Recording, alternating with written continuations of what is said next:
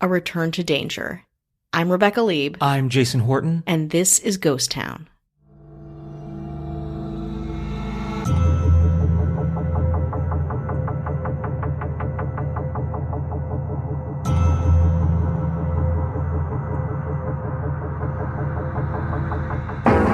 Baby, let me take you where the action's hot.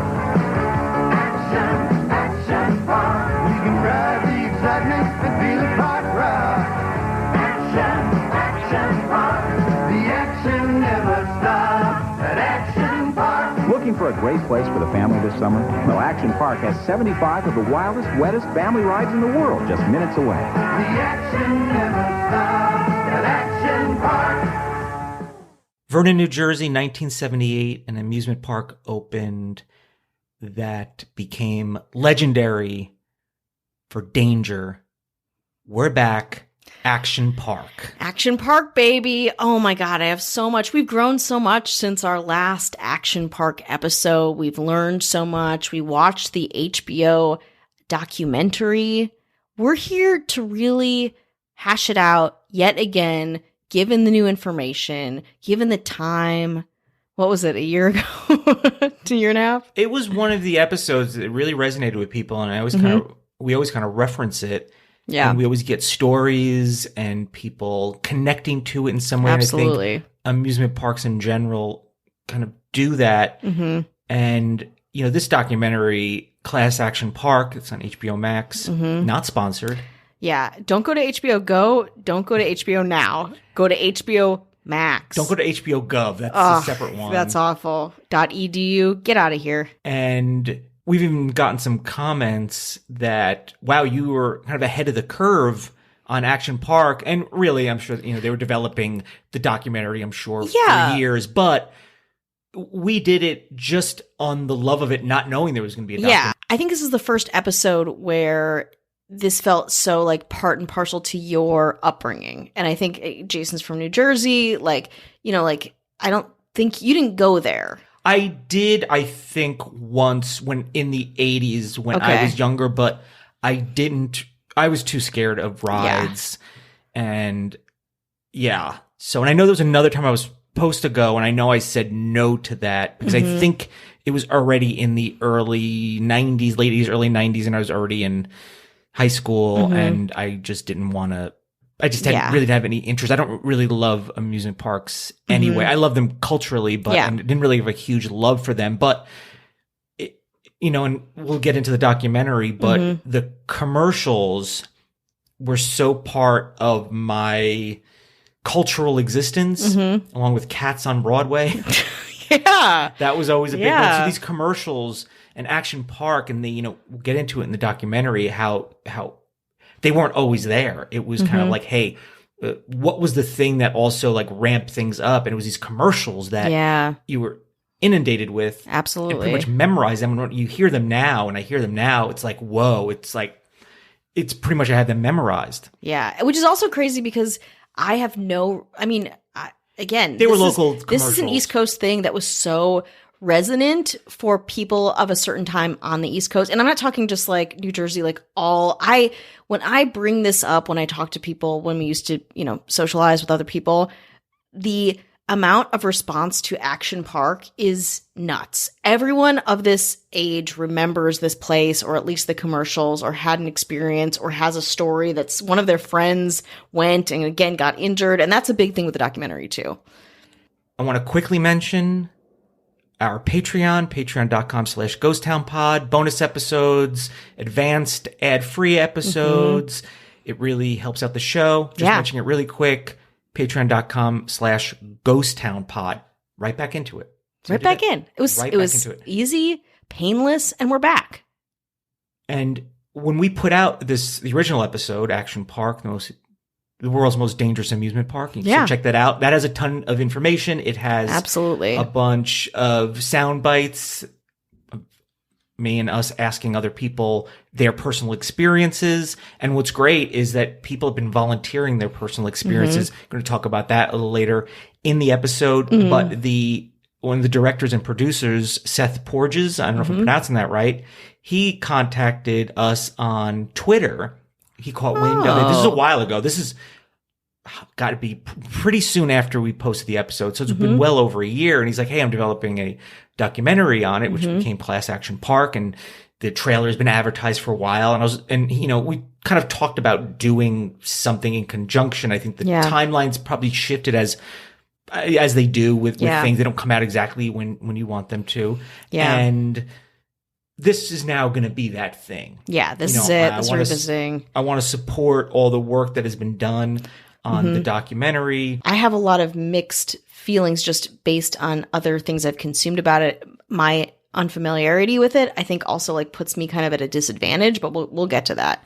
I had a little bit of when I was watching, I was like, I knew about a lot of the things just from doing that episode, just from then communicating with people. But what was great about this documentary is it wasn't just, let's talk about an insane amusement park. It wasn't just that. Gene Mulvihill, I'm saying that right. It's a lot of it is about him. Not all good. No, I would say very every once in a while, someone's like, but he was a cool guy. We called him Uncle Gene. Yeah. He was like Wolf. He was Wolf of Wall Street. They say this in the documentary before Wolf of Wall Street with the penny stocks, with this con, also with him conceptualizing the rides. Yeah, he was definitely an innovator, but the cost was very high, and the way he went about things was really suspect. And then also which we touched on, but this documentary, and I'm glad they didn't. They could have easily kind of sidestepped it. The tragedy that happened. Yeah. There was one point where I was like getting kind of emotional. It's hard to see. And I think this is a problem that I have with the documentary with like tonally, how it kind of, cause they're going to talk about, the creator, you're going to talk about how insane it was, the injuries, the deaths, kind of a natural heightening, but then it kind of undulates between these things, and it gets a little preachy for me at the end about a generation and about how you could do whatever you wanted at this park, and it was like the bastion of freedom. But that felt to me, especially with like Gene Mulvihill, where it's like the character of a man who creates something like that, and people would get injured and sue him, and he would take them to, like, think about kids getting injured.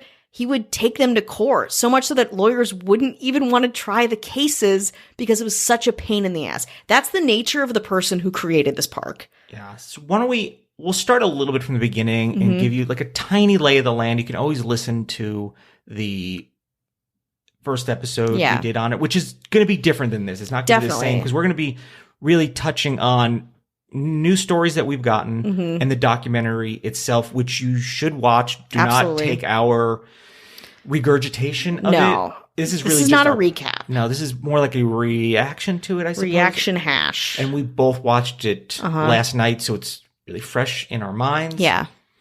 The park was open in 1978, and it was a ski lodge in Vernon, New Jersey. And, there's a lot of skiing in New York and upstate New York. And what do you do when it's like 98 degrees with 200% humidity? Yeah. It's pretty much useless. Yeah. And he was like, great. This guy, Gene Mulvihill, like you said, he was a Jordan Belfort. Yeah. Which is kind of it's amazing. When I say amazing, it's amazing, interesting, and culturally not amazing. Like, what a great guy. No, he was a shark. Yeah, he was a shark. He was a shark. He was an opportunist. They talk about the Playboy Club being up there too. Another one of our episodes that we've had a tiny bit of controversy with, but the Playboy Club episode that we did is mentioned in this episode. Yes. So in a way, I think this podcast interest in what we're interested in really coincides with the people that are interested in something like Action Park or these places that used to really from a different time and kind of had different rules and not necessarily for the better. Yeah. And also a different class. They talk about it rivaling Orlando or trying to rival Orlando. And it's like, yes, but Orlando was still, to get to Florida, which again, it was open year round. Florida's much warmer. You need to be at a certain economic level to make that trip, to have that experience. With Action Park, you don't need that. Like, you can just be a kid whose divorced dad drops him off at the park and hopes to pick him up later that day. And the car doesn't even stop. It just Off you rolls go. out. And then beer cans fall out of the dad's car, maybe. Yeah, I don't know. And again, you talk probably. about the people that worked there, which we kind of touched on, that it was kind of what the kind of, how they kind of surmise a lot of things is this guy, Gene, was like, I'm going to give you, the 14-year-old in you, everything that you want. No rules. It's run by kids. Yeah. It's fun. It's dangerous. It's wild. A sign with rules, doesn't exist. It kind of like the park runs the park. Yeah. Which it's is lawless. To a kid sounds great. It's like, hey, you can go it's like Willy Wonka. Yeah. Right? You go to this candy store, take as much as you want, eat as much as you want, and what's the price to pay? Nothing there, really. It's just you get free candy. That's great. But for this, it's like you're kind of rolling Your the life. dice Your life. with your life. Yeah. And talking about the shack that was the infirmary, and just the mixture of iodine and where they I was thinking about that, spray. trying to get to sleep last night, and trying to put myself, because I've when I chicken pox once. Oh no, not chicken pox. Poison ivy on my hands, and I made a concoction like that because I was so it was so stupid. I wanted it off my hands because I used to get really bad poison ivy, and I sprayed that, and I just almost burnt the skin off my hands, and it is so painful. And I would do iodine, rubbing alcohol. Yeah, I didn't care. Like I would make these concoctions that would literally melt my toothbrush, because some of it you'd spray it, and some of it would hit my toothbrush, and my toothbrush melted. So, yet just you think about things of you when you think about all the rules, like wearing a seatbelt now. I'll tell you, in the 1980s, no, why? Oh, you definitely, if you wore one in the back, you were pretty much a communist. Yeah, exactly. So You're they a do narc. discuss that time of, drinking out of a hose. Yeah. And there is a little bit of that. And they do kind of mention, hey, maybe in hindsight that wasn't such a great thing. But I think it worked the way it worked because there's danger now. There's danger then. And maybe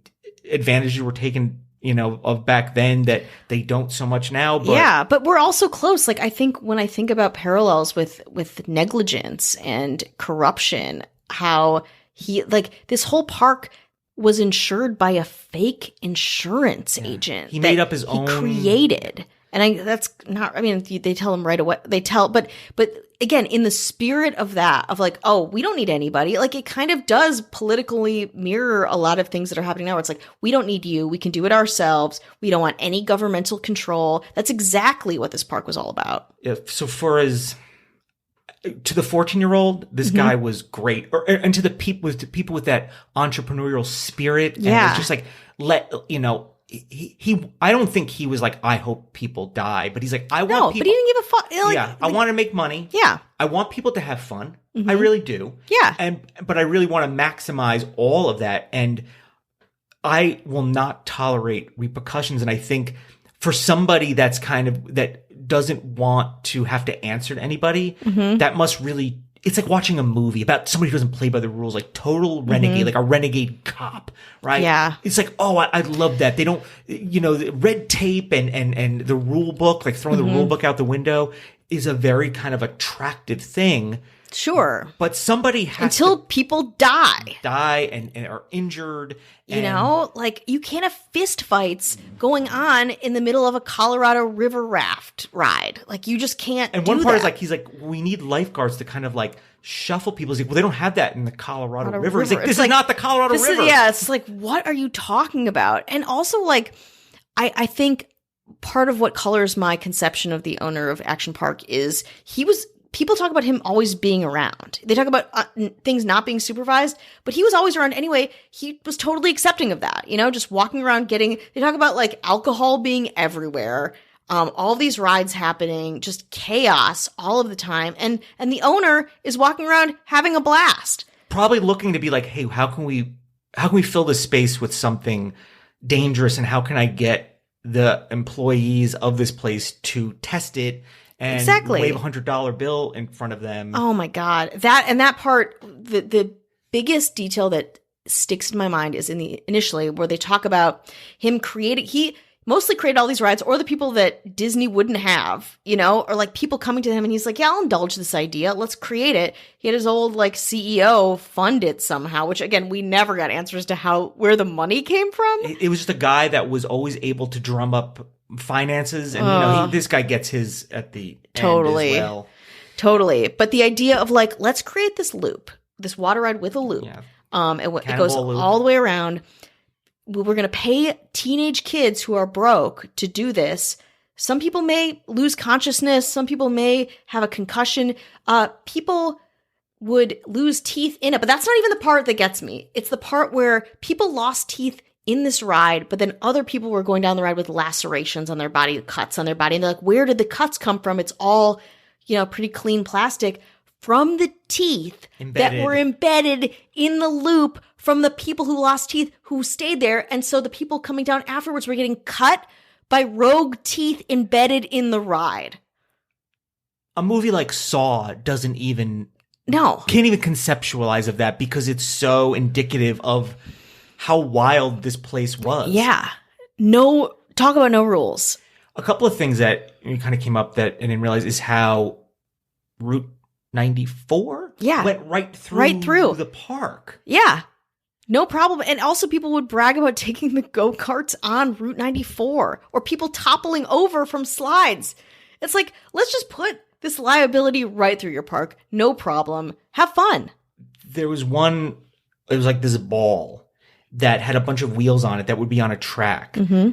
But they'd build the tracks out of PVC pipe. And again, there's no, like you said, no engineers. Mm-hmm. No people are testing it scientifically. No. Oh, hey, this is pressure-treated metals or pressure-treated plastic. It's like PVC pipe. Yeah. And they don't know how it's going to react. And there's when you say PVC pipe, I mean literal PVC pipe that you see in the footage of the rides. And it would warp. Mm-hmm. And so the wheels and the tracks wouldn't align. And this kind of gyrosphere went off the track into the road onto the highway. Awful. Into a swamp. Yeah. There's also like a snake-infested swamp. Like, it's like, what is the best scenario for a water park? Off the freeway in a snake-infested swamp in 100-degree heat, piloted by teenagers? Sure. You know, the hills were naturally made because it was a ski resort, mm-hmm. and they just retrofitted it with these like dangerous slides. And, mm-hmm.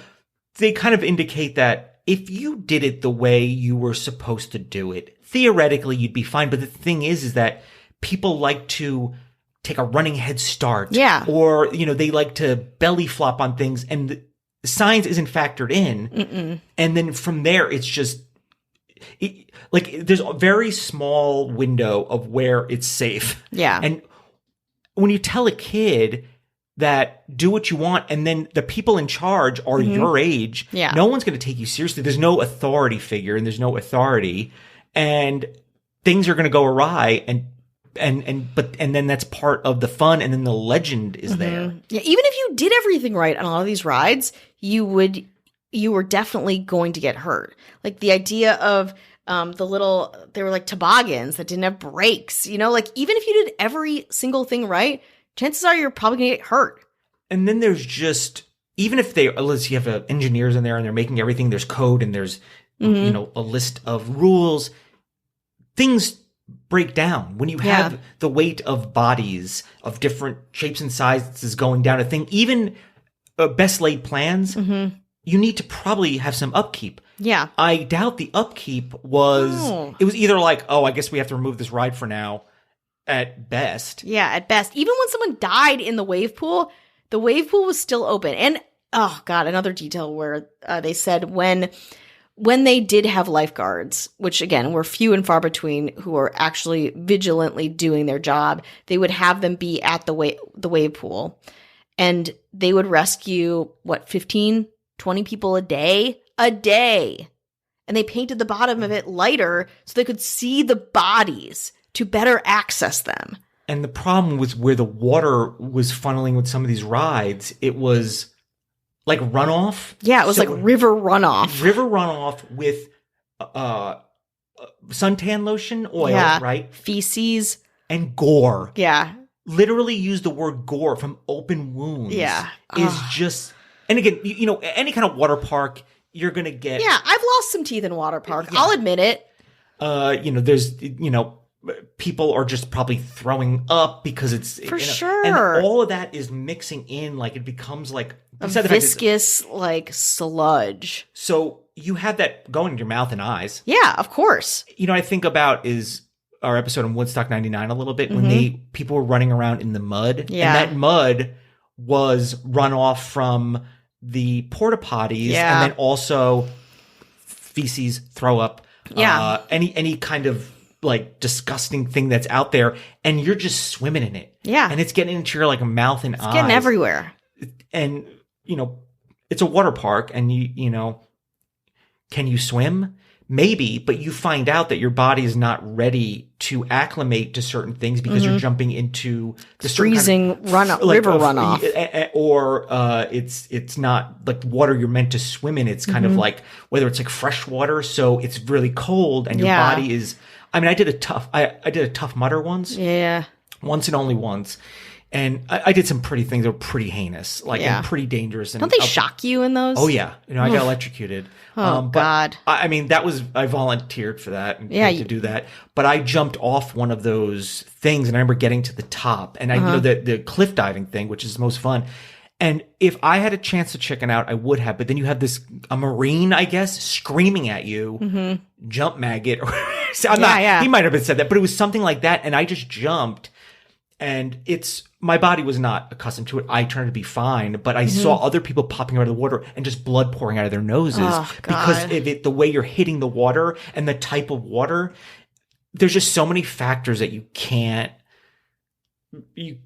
account for all the time. So that's something I never would have done at Action Park. I did it now, and I kind of could. And I imagine if you have a bunch of 8-year-olds, 12-year-olds, a drunk adult, of course, people wanting to, they talked about people, everyone is screaming at you, calling you a pussy. Yeah, if you don't do something. And the water too, very important. It was a river. It was fresh water. So not only do you get that temperature thing that will fuck with your body in so many ways, but you don't get the buoyancy that's crucial for something like the wave pool to like keep you afloat. So you're going under in cold water, things are like bursting in your brain and body, and even then you aren't guaranteed to come back up. And to kind of go back to, you think about the town, it's in Vernon, and you see it's like a nice kind of small, serene.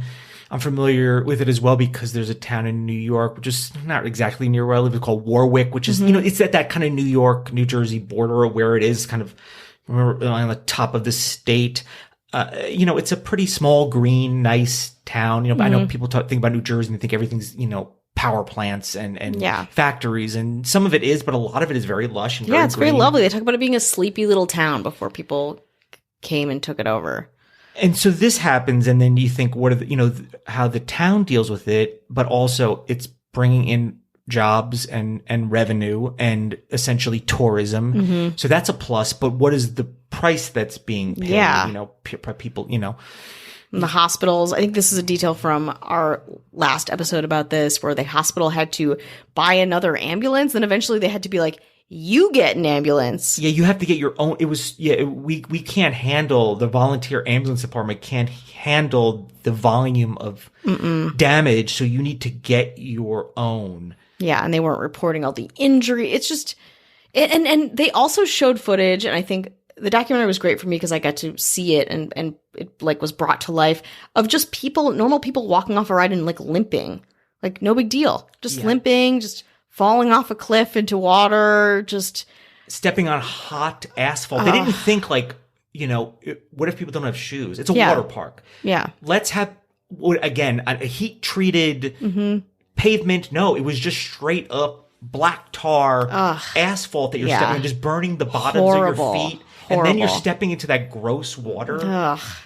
Disgusting. It sounds disgusting. And and there might, I don't know if it's anyone listening to this, but you might be saying, it's like, yeah, but that's when you could just be a kid and not everyone was so coddled. It's like, Science and your People body, died. yeah. I'm sorry. Like, people died. I would like to see people scarring, permanent scarring that has happened from this, concussions. You know, blood disease, you know what I mean? Like blood diseases and things like that. And nobody's kind of taking that into account, because what you're seeing is, even with this documentary, or what we're talking about, or the many articles that are out there, kind of what we're all doing is we're taking this very sensational place and, you know, kind of bringing it to the surface and then sensationalizing it more a little bit. Yeah. But you're not thinking, like, think clearly, think through. And I think the documentary did a pretty good job of kind of including, you know, the prices that, you know, that one might have to pay and what you're probably not hearing. Yeah, I agree. I think, though, it's hard because for me, just not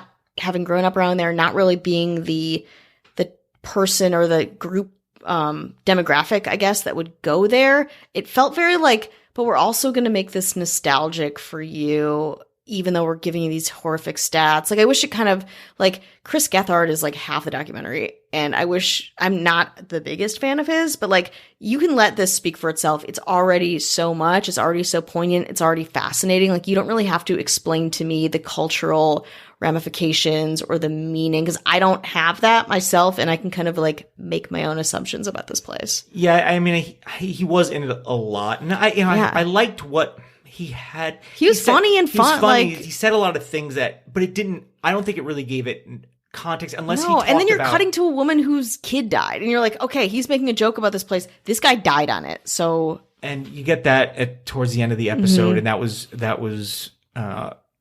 really tough. Yeah, that was really hard. I mean, his mom is still so upset, as you might be. And I think you're thinking about these things, and I think our treatment of it last time, again, it's so hard to believe, it's almost comical, you know? But then this documentary really grounds it, because people were hurt and died.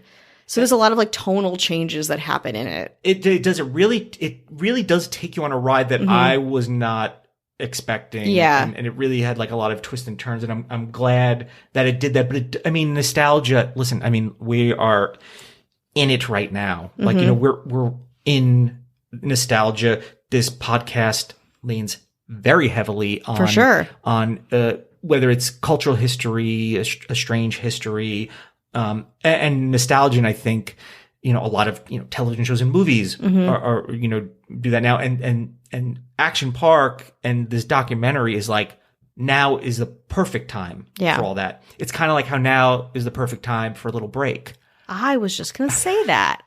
Are you a true crime junkie? Do you like spooky murder stories? Or are you a weirdo that's into real life mysteries? Let's be real, odds are if you're listening to us right now, you're at least one, and probably all. And if you're like us, you'll very much dig Sword and Scale. Sword and Scale is the longest standing true crime podcast that combines 911 calls and interrogation audio to tell you real life stories that will chill you to the bone. Real talk. I was recommended Sword and Scale back in 2016 before we even started Ghost Town. I was forever a fan. After I subscribed to Sword and Scale, I never went back. It practically invented a podcast genre back in 2014, years before other true crime podcasts became popular. Sword and Scale's host and creator Mike Boudet expertly narrates each shocking episode to fully immerse listeners into a carefully crafted real-life story that proves that the worst monsters are real. Some of my favorite episodes are episode 121, where Neil Entwistle and his family mysteriously disappeared, and episode 107, The Case of Kevin Ray Underwood. I won't spoil them for you. Just give Sword and Scale a listen for yourself. Sword and Scale is available bi-weekly on Apple Podcasts, Spotify, Stitcher, iHeartRadio, TuneIn, and wherever you listen to podcasts. Subscribe today and leave them a review. That's Sword and Scale, also available at swordandscale.com. Subscribe today and give it a listen. Sword and Scale,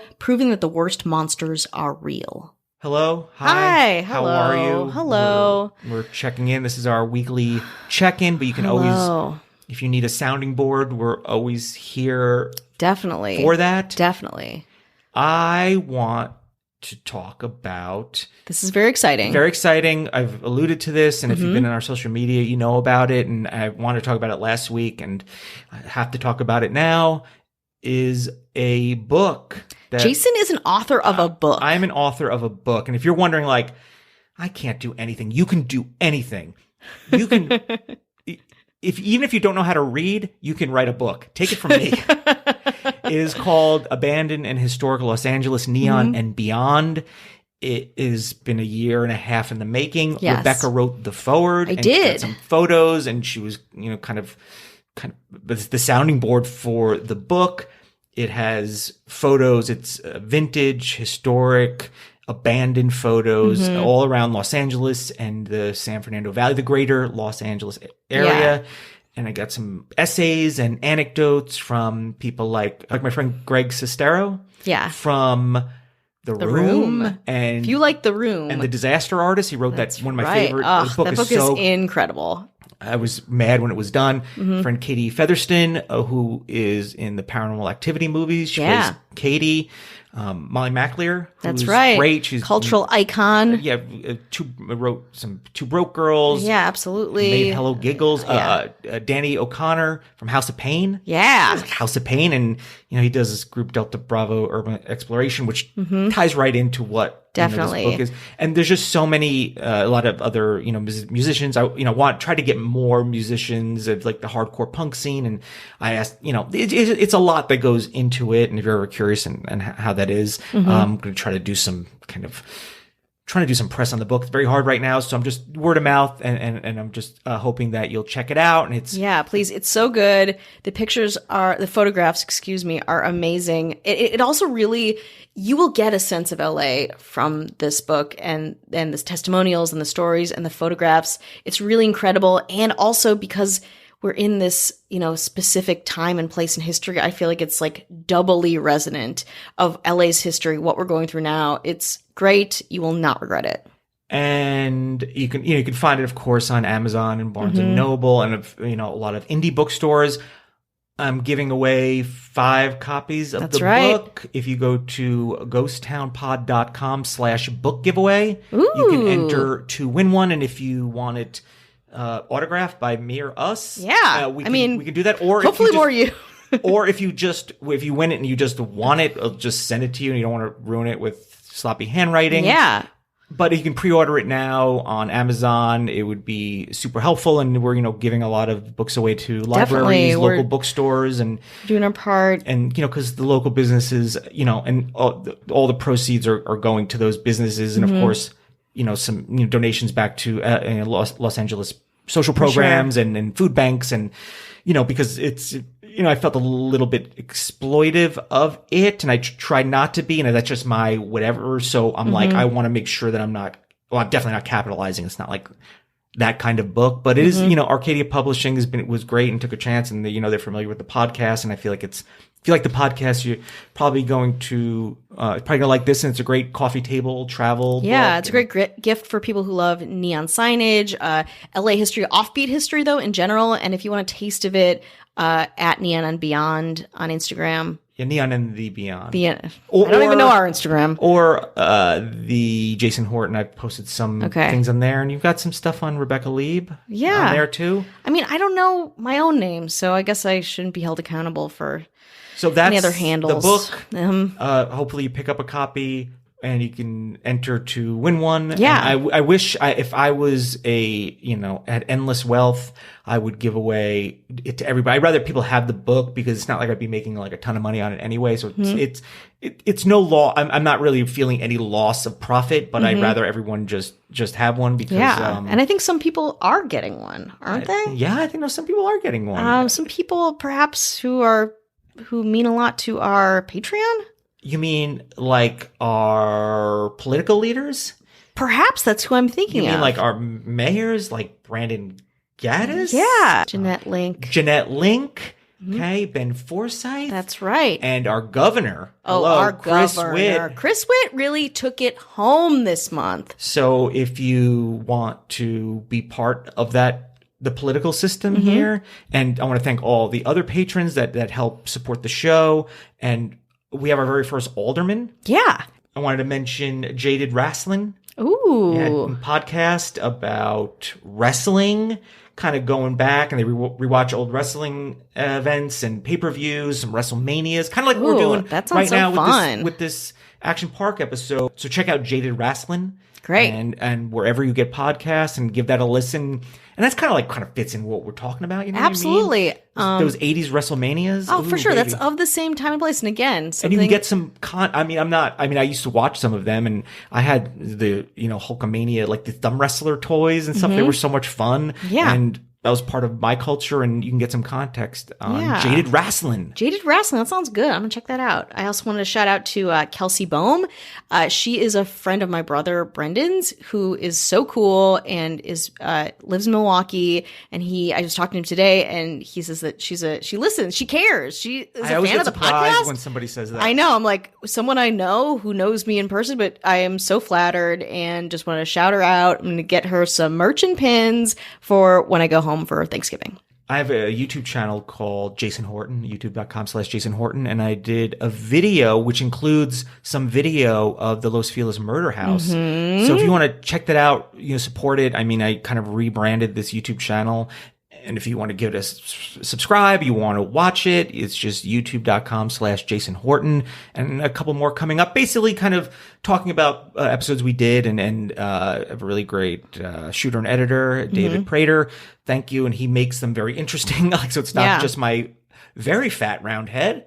It's so fat and round. Jeez. How did it get so round and fat? Give yourself a break. I just lost like 12 pounds, and my head is still, I was like, imagine if it was 12 pounds ago, heavier. Oh man, I wouldn't even fit. My head wouldn't even fit in your little phone. Yeah, you're wearing that hat pretty comfortably. I am. Yeah, it fits in my head nicely. All right, my just little LA hat. It's not danger zone yet, is what I'm saying. So you can check that out, and of course you can check out, kind of working with TikTok on some educational, I guess call them, educational TikToks about what we talk about here.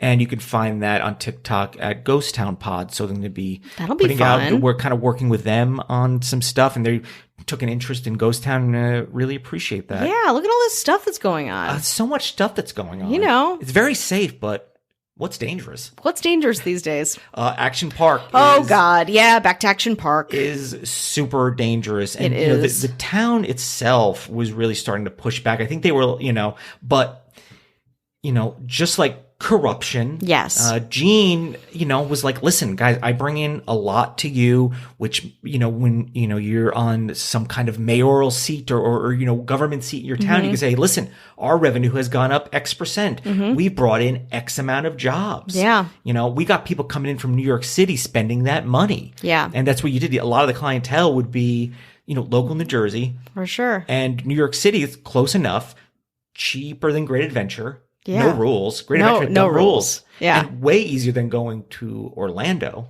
Absolutely. And when it's so hot and you see those commercials and everyone's having so much You fun. mean the teenagers that they also paid to be in the commercials? Yeah. We're having so much fun. And they paid in with cigarettes. Yeah. They weren't being exploited at all. They got menthols. They got their first introduction to menthols through Action Park. A blessing. And the advertising and that, which when watching the documentary, things were going pretty well, but he was like, let's ramp it up with some commercials. And there were so many commercials. Yeah.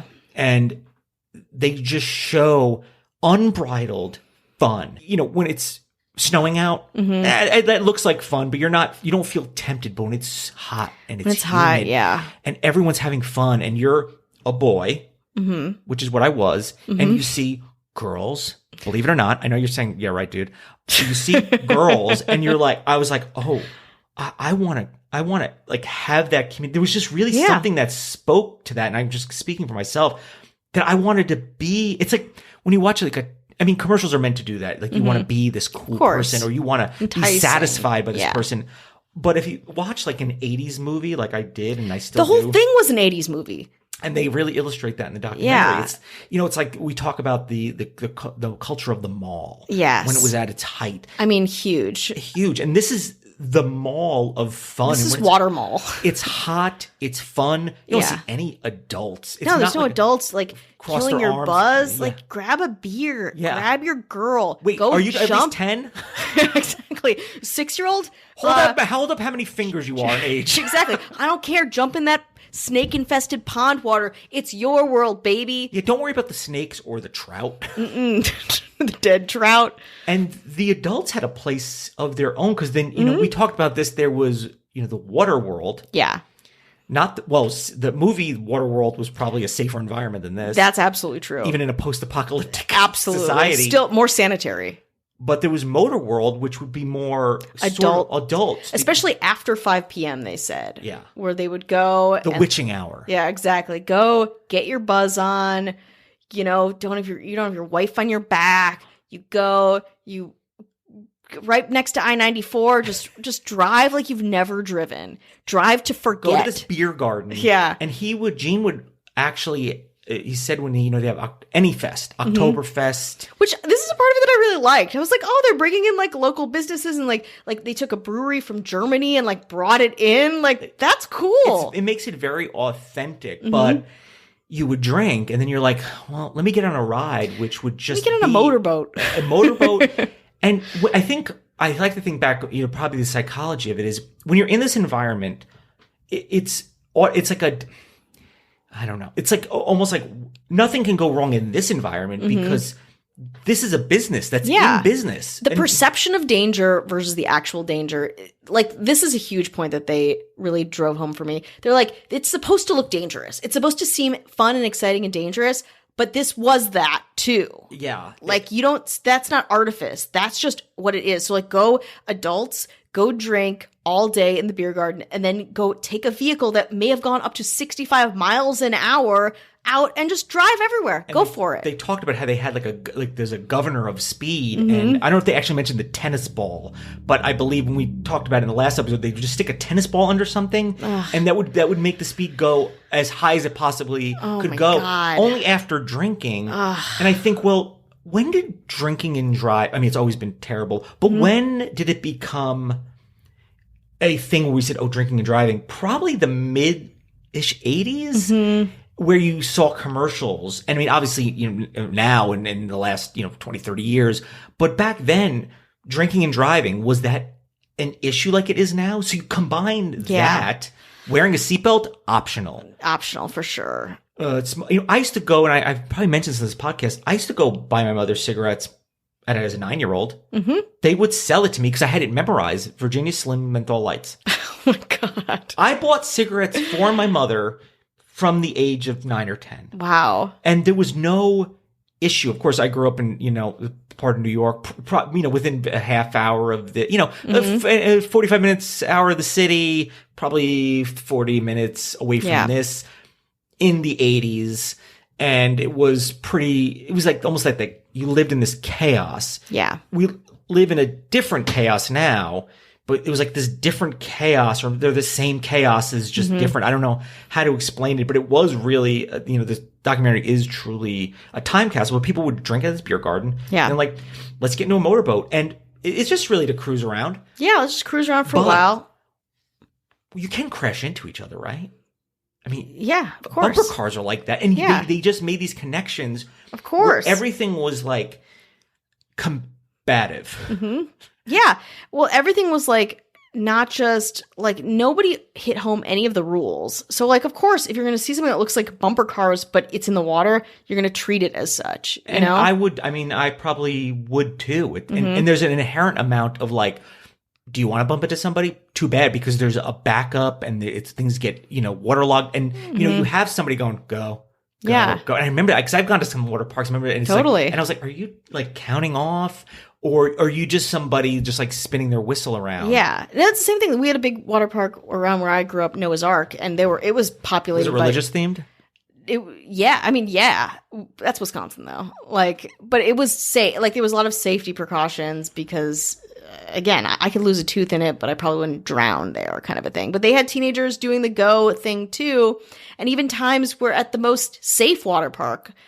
Because at this point too, like heavily regulated, it was not that time an action park. You'd be like, I feel terrified of this. And also like, you would like Whiplash City, And all the while, Gene Mulvihill was really starting to become at odds with people in the town in lawsuits. And he just took this maverick, I guess, renegade stance where he's like, no. He's like, I won't show up. I won't pay for it. And whatever happens, happens. The U.S. Marshal had to show up, and like a teenager would just go to, I assume, the like cash machine in the office and like take care of his debts. Yeah. It was, and I'm sure that kind of entrepreneurial spirit was appealing and attractive, but you said there was a lot of people, you know, that had to pay the price, and you have a bunch of kids that are just, honestly, it looks like a 80s movie. Yeah, they had sleepover parties and then often would just go to work. They'd be like getting drunk, like having sex with each other, smoking a lot of weed, like whenever they wanted, wherever. And I think it was because I really wasn't at the age then to really necessarily work there, where I worked for the New York State Parks, very close by, and I did maintenance. Like I, clean up.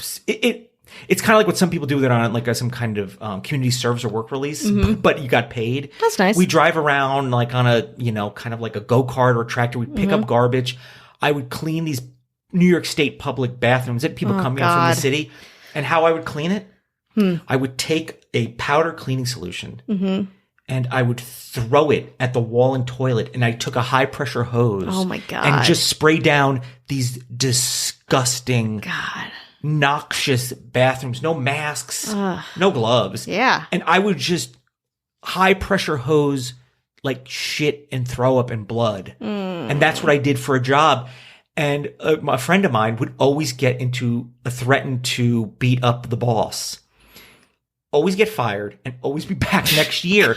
So that was kind of and people would come in from New York City, start fights with us. It was a very dangerous. I mean, we had like dangerous combustible stuff, like gasoline. Wow. And we just rode around, and it was maybe probably like I'd say more late 80s. Like we're talking about like 88, 89. So, I mean, I'm really surprised I didn't work at Action Park, but it was that similar thing. And it was just a bunch of kids with dangerous equipment, like landscaping, and we would just kind of sort of do whatever.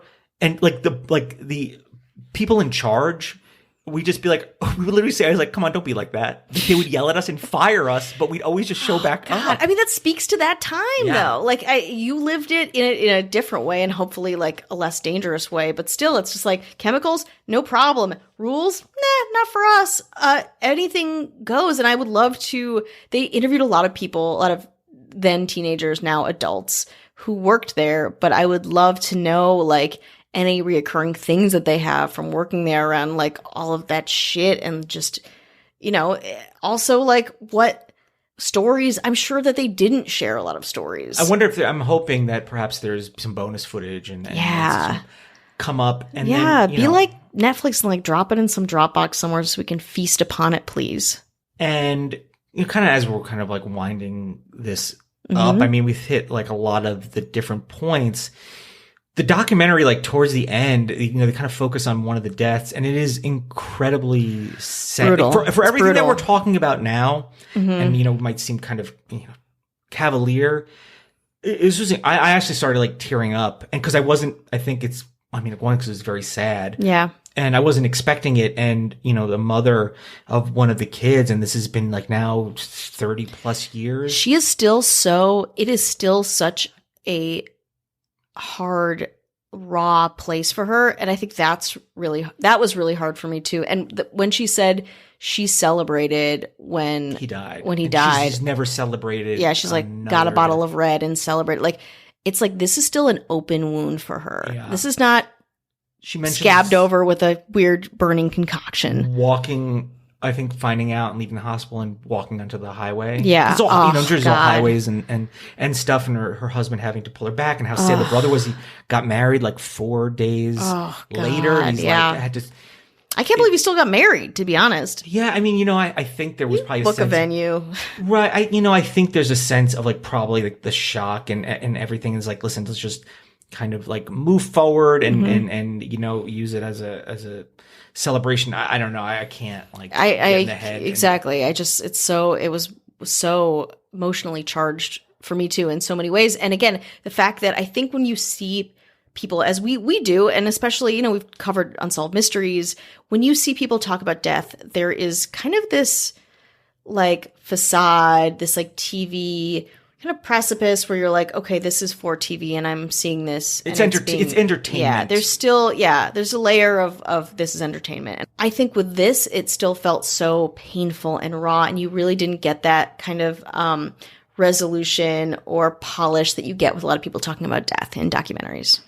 I don't want to end it on a too sad of a note. I don't want to do that either. But I have some little testimonials I got from our YouTube on our Ghost Town podcast. Amazing. YouTube. And, I want to include some of the people's, kind of feedback. Real life experiences. Suzette says, thanks for posting. I remember riding the luge, no helmet, hitting the cement wall, seriously bruising my legs while grabbing on for dear life that little steering stick to slow it down. I think we talk about the Alpine slide. Yeah. And steering stick's mostly broken. Second time I ended up off the track and kind of just dragging herself down. Somebody said you beat HBO Max to it. Good job. I mean, that wasn't really the point. Somebody said, great listen. I grew up within the shadows of Action Park, and it was one of those places where if someone said some far-fetched story, you believed it because of what that park was. We used to say, if you didn't get hurt, you didn't go. At the end, Action Park cost $15 for kids and between 17 and 28. Finally, a price. Adults. This is something that I wanted to hear since we did this a year and a half ago. How much did it cost? And that's towards the end. So you close in 96, then reopen in 98, and then they changed the name to Mountain Creek.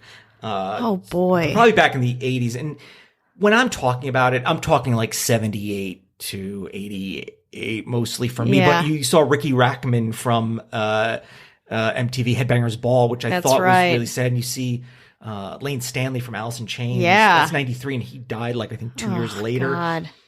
So I wasn't aware. And that, again, that's after my kind of purview of Action Park is the early 90s. We went every year. My brother lost a lot of skin on the Alpine slide. The track got so hot it melted his skin and he crashed.